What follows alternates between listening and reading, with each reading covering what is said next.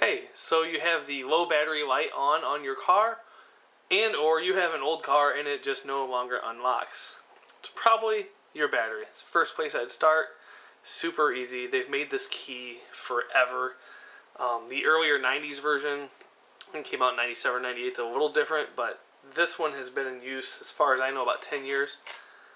So, there's two things. That little nook right there. Take a little screwdriver.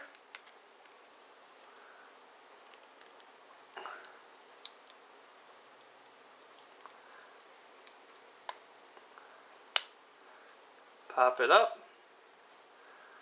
Come to the back.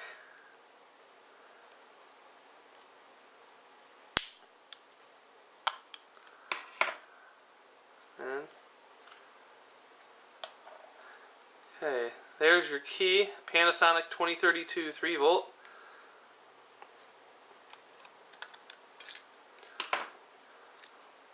Let's make sure everything in here is clean. To put it in, you're kind of going to feed it towards the back like this. It just snaps right down in. You're good to go. You can see that again. Just like this.